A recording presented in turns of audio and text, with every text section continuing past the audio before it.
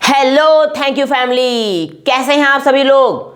उम्मीद करता हूं आप सभी लोग बहुत ही अच्छे से होंगे, स्वस्थ होंगे, खुश होंगे और हर दिन कुछ नया सीख रहे होंगे। तो दोस्तों, सीखने की कड़ी को आगे बढ़ाते हैं और आज सीखते हैं कुछ नया। दोस्तों, आप सबको एक इंफॉर्मेशन दे दूं कि अब से हम लोग हर वेडनेसडे यानी कि हर बुधवार को एक नई सीरीज इंग्लिश की स्टार्ट करेंगे, जिसमें हम लोग सीखेंगे पैसेज ट्रांसलेशन।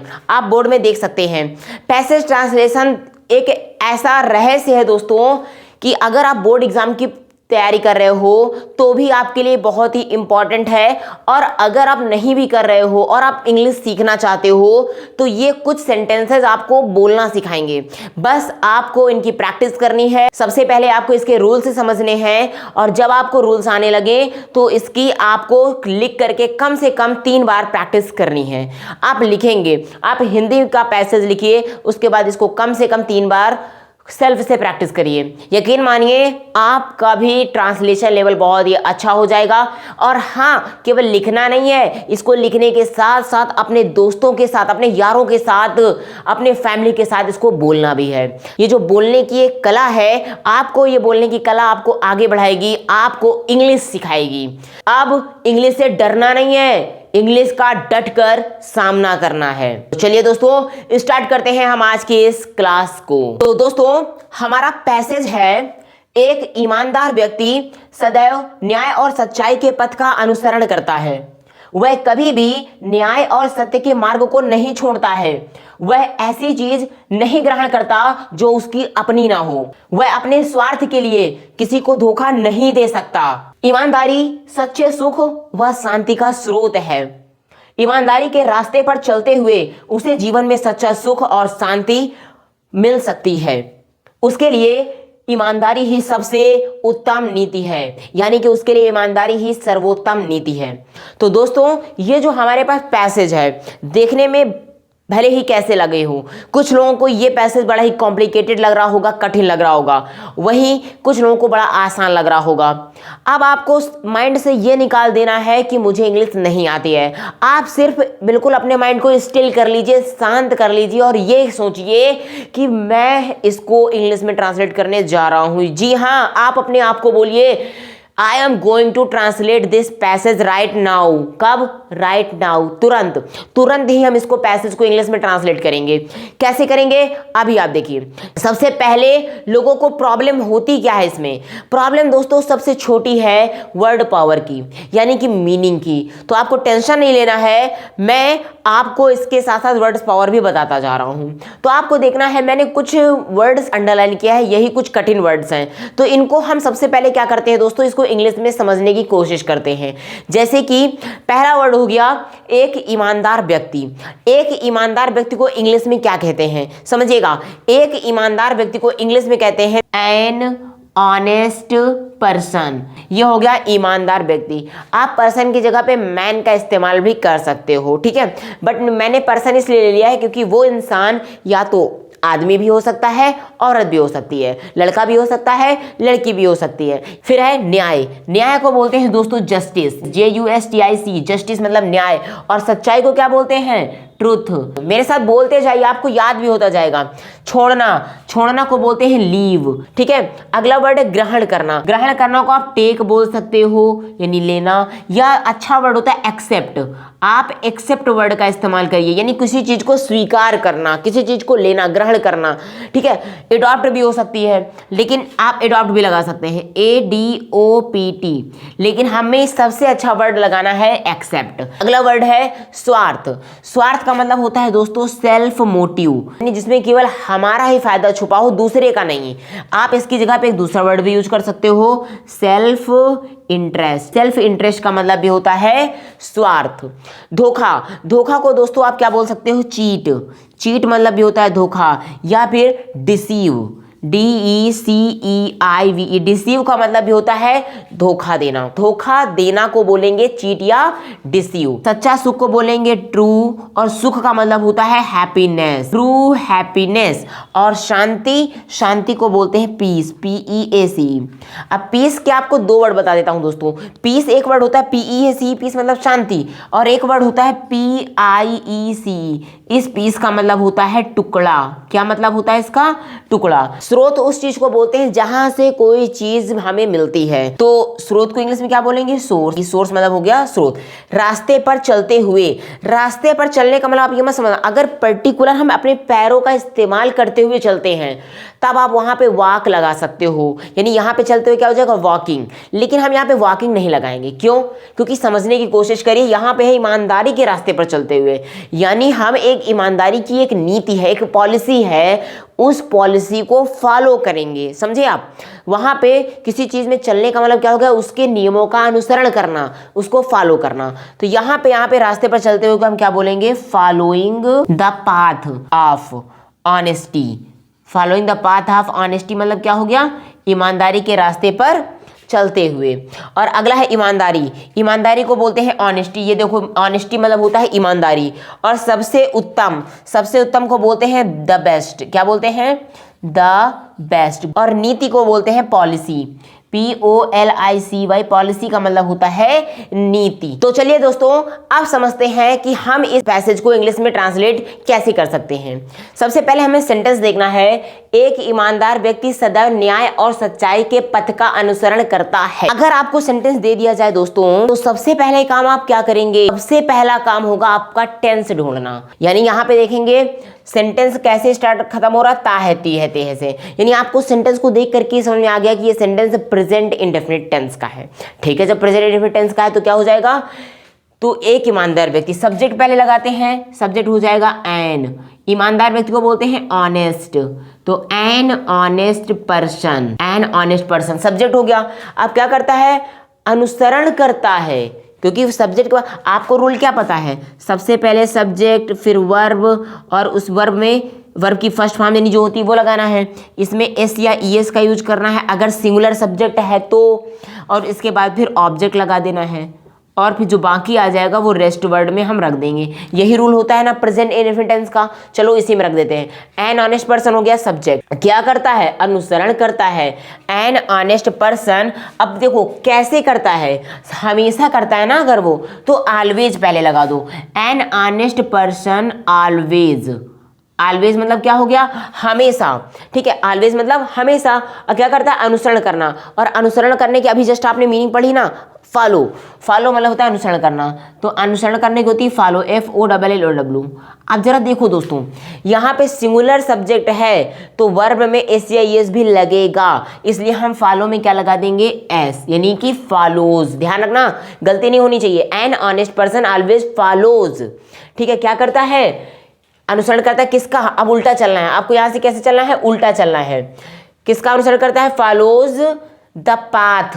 किसका? पाथ मतलब होता है रास्ता। फॉलोज द पाथ यानी रास्ता। किस चीज का रास्ता है भाई साहब? ये ऑफ न्याय और सच्चाई। न्याय को बोलते हैं जस्टिस, JUSTIC, जस्टिस। एंड और सच्चाई को बोलते हैं ट्रुथ। तो ये सेंटेंस दोस्तों आपका पहला फॉर्म हो गया। An honest person always follows the path of justice and truth. एक ईमानदार व्यक्ति हमेशा न्याय और सच्चाई के रास्ते में चलता है, यानी उसका अनुसरण करता है। सेंटेंस बन गया। अगला है, वह कभी भी न्याय और सच के मार्ग को नहीं छोड़ता। कभी भी नहीं छोड़ता, यानी समझिएगा ही। ये हो गया पहला स्ट्रक्चर। ठीक है, पहले पार्ट में आप सेंटेंस को देखते जाना। सेकंड पार्ट क्या हो गया? कि वह कभी भी, वह को बोलेंगे ही। अब देखिए दोस्तों, यहाँ पे ही या सी हम किसी को भी लगा सकते हैं, क्योंकि ये पर्सन, जो भी इंसान के बारे में बात हो रही है, वो या तो लड़का हो सकता है या फिर लड़की हो सकती है। हम यहाँ पे दोनों वर्ड का इस्तेमाल कर रहे हैं, ही या सी। ठीक है, ये किसी भी इंसान के, चाहे लड़के के लिए हो या लड़की के लिए हो। ये भी आपका देखिए टेंस कैसा है? इंडेफिनिट टेंस का, यानी स्ट्रक्चर सेम रहेगा। तो ही या सी नेवर। नेवर मतलब कभी नहीं, वो कभी नहीं छोड़ता। देखो कभी भी नहीं आ गया कि नहीं? कभी भी नहीं। तो ही नेवर, ही या नेवर। लीव हो जाएगा, लीव मतलब छोड़ना, तो लीव का क्या बन जाएगा? SIS लग जाएगा, तो लीव्स। ही नेवर लीव्स या सी नेवर लीव्स। क्या नहीं छोड़ती है या छोड़ता है? उल्टा चल रही है अब के मार्ग को, यानी किसके मार्ग को? किसके रास्ते को? Never leaves the path. Path मतलब होता है रास्ता। पाथ ऑफ, किस चीज के रास्ते को? न्याय और सत्य के, ऑफ जस्टिस एंड ट्रूथ। वो क्या करता है दोस्तों? ही या she never leaves the path of justice and truth, वो कभी भी सच्चाई और न्याय के रास्ते को नहीं छोड़ता। कौन? एन ऑनेस्ट पर्सन, एक ईमानदार व्यक्ति। अगला है थर्ड सेंटेंस में आइए, वह ऐसी चीज नहीं ग्रहण करता जो उसकी अपनी ना हो। समझिएगा, वो ऐसी चीज ग्रहण ही नहीं करेगा जो उसकी अपनी ना हो। अगर उसकी खुद की नहीं होगी तो वो चीज ग्रहण नहीं करेगा, एक्सेप्ट ही नहीं करेगा। तो क्या करेंगे? ही या सी। देखो, अगर लड़के की बात होगी तो ही, लड़की की बात होगी तो सी। ही या सी क्या करेंगे? अब देखो दोस्तों, यहाँ पे कभी नहीं करता है, नहीं करता। देखा जाए तो ये लिखा वह ऐसी चीज नहीं ग्रहण करता, कभी वर्ड नहीं आया, इसका मतलब हम नेवर का इस्तेमाल करने की कोई ज़रूरत नहीं है। तो सीधे डू या डज लगा दीजिए। इसमें निगेटिव क्या होता है? डज नॉट या डू नॉट लगता है। सिंगुलर सब्जेक्ट है तो डज नॉट लग जाएगा। तो ही या सी के साथ क्या लगा दोगे? Does not. इनमें से किसी एक को ही रखना है, सब्जेक्ट को याद रखना है। ये मैं आपको समझाने के लिए डबल दोनों रखे दे रहा हूँ, आपको किसी एक का इस्तेमाल करना है। ही या सी डज नॉट क्या करता है? ग्रहण करना, यानी accept. He does not accept, क्या नहीं ग्रहण करता दोस्तों? ऐसी चीजों को, ऐसी चीजों को, ऐसी चीजों को, यानी सच थिंग्स। सच मतलब होता है ऐसी चीजें। सच का प्रयोग तब करते हैं दोस्तों जब किसी की तरफ इशारा करते हैं। उन चीजों को नहीं ग्रहण करता जो उसकी अपनी ना हो। यानी ये क्या बता रहा है? इसको हम ये कह सकते हैं डिमॉन्स्ट्रेशन हो रहा है, डिमॉन्स्ट्रेटिव रूप में हो रहा है। जब सच का मतलब अगर डिमॉन्स्ट्रेटिव, इशारा कर रहे हैं, हाँ ऐसी चीजों को। जैसे आप समझिए, डिमॉन्स्ट्रेटिव जो वर्ड होते हैं कौन कौन से होते हैं? दिस, दैट, दिस, दोज और सच, ये होते हैं। तो डिमॉन्स्ट्रेटिव में हमने सच का इस्तेमाल किया है। ही या she does not accept such things, such things, ऐसी चीजों को ग्रहण नहीं करेगा। किनको? जो उसकी अपनी ना हो। तो यहाँ पे जो के लिए क्या लगाना है? जो के लिए आपको लगा देना है एज। क्यों लगा दिया हमने? याद रखो, सच के बाद, यानी सच, अगर सच डिमॉन्स्ट्रेटिव के फॉर्म में आया है तो उसके बाद आपको बाद में एज का प्रयोग करना पड़ेगा। ये समझ लो, एक रूल होता है। She does not accept such things as are not. As मतलब जो नहीं हो, किसकी ना हो? एज आर नॉट हिज या हर ओन। ओन मतलब खुद की, जो उसकी खुद की ना हो। लड़के के लिए होगा तो हिज लगा देना, लड़की के लिए होगा तो हर लगा देना। He does not accept such things as are not his own, वो उन चीज़ों को ग्रहण नहीं करता जो उसकी अपनी ना हो। She does not accept such things as are not her own, जो उसकी अपनी ना हो वो ग्रहण नहीं करती। वह अपने स्वार्थ के लिए किसी को धोखा नहीं दे सकता। अगर सकना वर्ड आ जाए, ठीक है ना, आप ये मत सोचना कि ये इंडेफिनिट का है, नहीं है इंडेफिनिट, ये मॉडल वर्ब है। क्योंकि can, could, may, might, ought to, should, must, ये सभी आपकी मॉडल वर्ब्स हो जाती हैं। और मॉडल वर्ब्स में को हम किसी टेंस में रखने का कोई औचित्य नहीं होता। तो ही आर सी नहीं दे सकता, तो कैन नॉट, कैन नॉट। धोखा देने को चीट कहो या डिसीव करो, तो चलिए हम डिसीव लिखे देते हैं, DECEIVE। He can not deceive, इसको, किसी को भी। डिसीव के बाद क्या लगाओगे? Any one. किसके लिए? फॉर, अपने स्वार्थ के लिए। फॉर हिज या फिर हर। भाई अपने की इंग्लिश क्या लगाओगे? हिज या हर। अब स्वार्थ, स्वार्थ के लिए क्या बताया? फॉर हिज या her self interest, self INTEREST, self interest. वो अपने सेल्फ इंटरेस्ट के लिए कभी भी किसी को धोखा नहीं दे सकता। He can not deceive anyone for his या हर सेल्फ इंटरेस्ट। ईमानदारी सच्चे सुख व शांति का स्रोत है। क्या चीज है? ईमानदारी सच्चे सुख और शांति का स्रोत। तो सिंपल सेंटेंस हो गया। ईमानदारी बोले तो ऑनेस्टी इज क्या है? स्रोत है। Honesty is the source. अगर, यानी समझिए दोस्तों, अगर कोई इंसान अपने जीवन में सच्चा सुख और शांति चाहता है तो उसे सिर्फ एक काम करना होगा, वो है ईमानदारी। जिस इंसान के अंदर ईमानदारी आ गई, जिसने ईमानदारी से जीना सीख लिया, जिसने दुनिया के लिए ईमानदार रहना सीख लिया, यानी कि जो इंसान दुनिया के लिए ईमानदार होगा, जो इंसान समाज के लिए ईमानदार होगा, जो इंसान देश के लिए ईमानदार होगा, और उनसे बढ़कर जो इंसान अपने लिए ईमानदार होगा, जो इंसान अपने लिए ईमानदार होगा, उस इंसान के पास वो खुशी होगी जो इस पूरी दुनिया में किसी के पास नहीं होगी। क्योंकि रियल हैप्पीनेस जो होती है वो उसी इंसान को मिलेगी जो खुद से ईमानदार है, दुनिया को दिखाने के लिए ईमानदार मत बनो, अपने लिए ईमानदार बनो। ईमानदारी सच्चे सुख व शांति का स्रोत है। Honesty is the source of, सच्चा सुख यानी ट्रू, सच्चे को क्या बोलते हैं? ट्रू। सुख को बोलते हैं हैप्पीनेस एंड शांति को बोलते हैं पीस, PEACE। तो क्या हो गया sentence? Honesty is the source of true happiness and peace. ईमानदारी के रास्ते पर चलते हुए उसे जीवन में सच्चा सुख और शांति मिल सकता है। ईमानदारी के रास्ते पर चलते हुए, पहले हम इसको सेंटेंस बनाते हैं। ईमानदारी के रास्ते पर चलते हुए क्या हो गया? ईमानदारी के रास्ते पर चलना, मैंने अभी बताया ना, यहाँ पे फॉलो वर्ड का यूज होगा। तो क्या हो गया? Following the path of honesty, comma करिए, following the path of honesty, यानी ईमानदारी के रास्ते को फॉलो करते हुए, चलते हुए क्या हो सकता है? उसे जीवन में सच्चा सुख और शांति मिल सकती है, यानी कि वो सच्चा सुख और शांति पा सकता है। तो क्या लिखोगे? ही ऑब्लिक सी, यानी इन दोनों में से किसी एक को लगाना है। सकता है यानी कैन लगा देंगे, देखो सकता है ना, सकती है, मिल सकती है, नहीं वो पा सकता है या पा सकती है।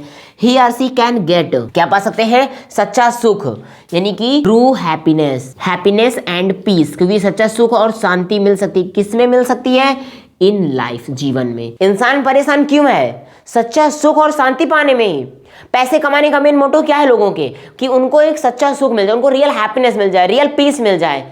लेकिन वो पैसों में नहीं थे यार, वो ईमानदारी में है। अगर आप चाहते हो कि आप सच्चे सुखी बन जाओ, जैसी शांति किसी दुनिया में किसी के पास ना हो, बस एक काम कर लो, अपने आप से ईमानदारी दिखा दो।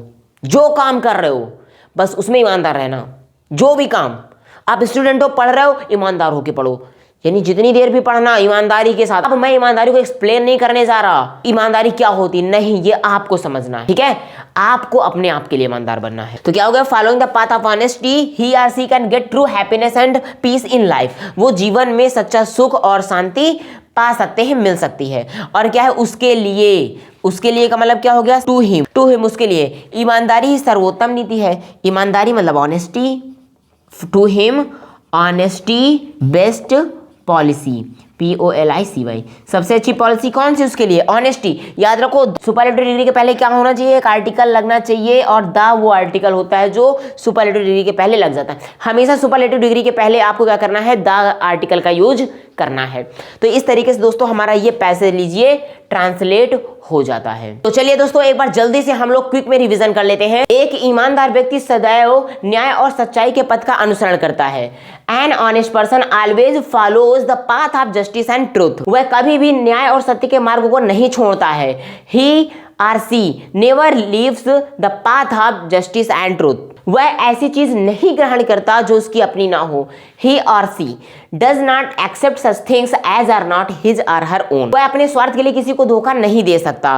ही or she can not deceive anyone for his or her self interest. ईमानदारी सच्चे सुख व शांति का स्रोत है। Honesty is the source of true happiness and piece.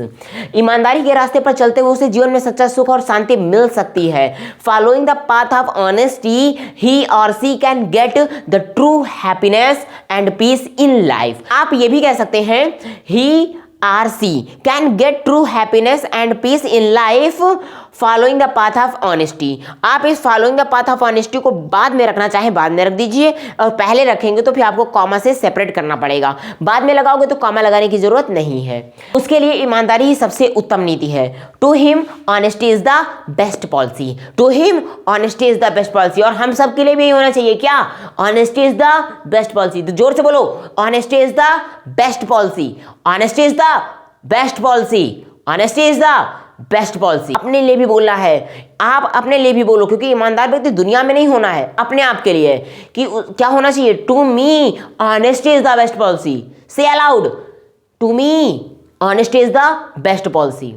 और ये सिर्फ केवल कहने तक सीमित नहीं रखना है दोस्तों, आपको इसको इंप्लीमेंट भी करना है। क्योंकि आज की सबसे बड़ी विडंबना यही है कि हर इंसान चाहता है भगत सिंह पैदा हो, लेकिन उनके घर में नहीं, पड़ोस वाले के घर में।